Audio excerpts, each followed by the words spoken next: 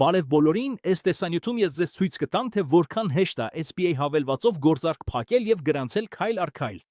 Մենք սկսում ենք iPhone-ի գլխավոր էկրանից։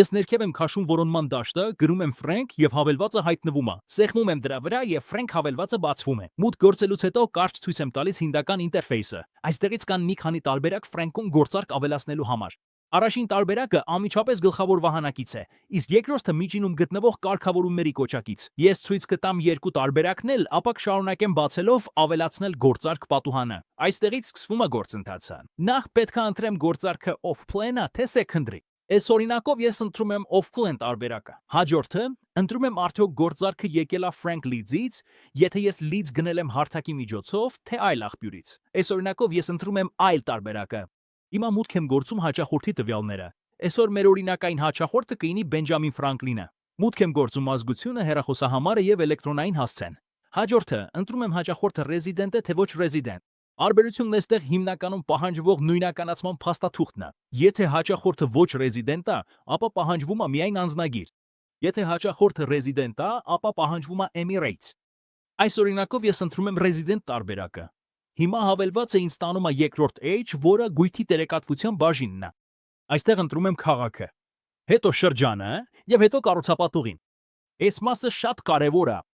Երբ բացում եմ կառուցապատողի ընտրացանքը, կարող եք տեսնել գույներ յուրաքանչյուր կառուցապատողի անվան կողքին։ Ոմանք կանաչ են, ոմանք դեղին, իսկ ոմանք կարմիր։ Այս գույները օգնում են ձեզ նախապես հասկանալ արդյոք ձեր միջնորդավճարը կարող է ֆինանսավորվել, այսինքն դուք կարող եք այն կանխիկացնել հենց որ SPA-ը ստլագրվի։ Եթե կառուցապատողը նշված է կարմիրով, դա նշանակում է չի համապատասխանում, կանաչը նշանակում է շատ հեշտ, իսկ դեղինը կարելի է շարունակել։ Այս օրինակով ես ընտրում եմ MR-ը, հետո ընտրում եմ նախագծի անունը, որը Վալին է։ Դրանից հետո ընտրում եմ շենքի համարը, որը կլինի 5։ Հաջորդը ես ընտրում եմ միավորի տեսակը վիլլա, townhouse, բնակարան, կոմերցիոն տարածք թե հողամաս։ Այնուհետև ընտրում եմ գույքը, կահավորված է, անկախ կամ կիսակահավորված։ Կիսակահավորվածը սովորաբար նշանակում է, որ խոհանոցի տեխնիկան ներառված է։ Հաջորդը մուտքագրում եմ ննջասենյակների քանակը, որը այս օրինակով 4 է, եւ հետո մուտքագրում եմ մակերեսը քառակուսի ֆուտերով։ Հիմա անցնում ենք ֆինանսական տեղեկատվության բաժնին։ Այստեղ մուտքագրում եմ գույքի գինը, որը կազմում է 4 միլիոն 200,000 դիրհամ, ապա ամրագրման գումարը, որը կլինի 25,000 դիրհամ։ Հաջորդը մուտքագրում եմ միջնորդավճարի տոկոսը, որը կազմում է 4%։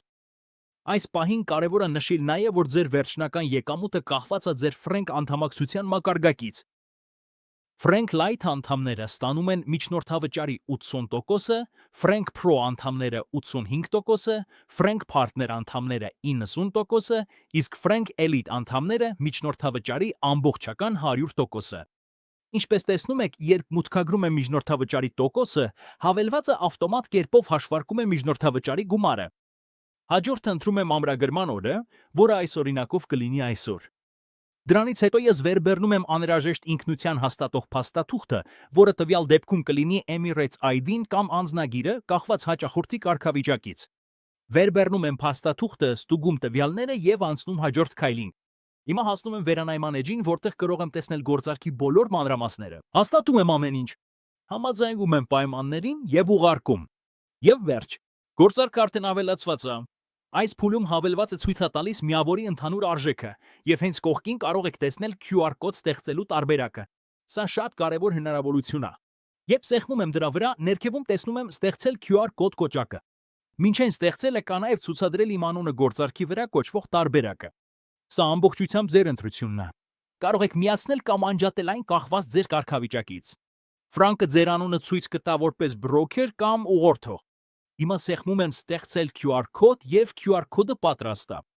Այս QR կոդը կարող եք անմիջապես ցույց տալ մշակողին։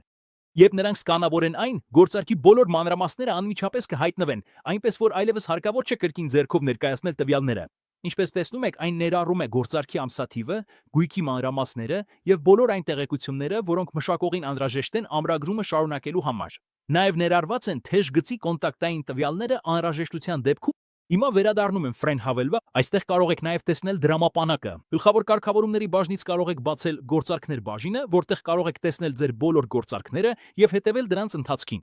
Ահա հենց նոր ստեղծած գործանքը։ Կտեսնեք նաև գործընթացի տարբեր փուլերը։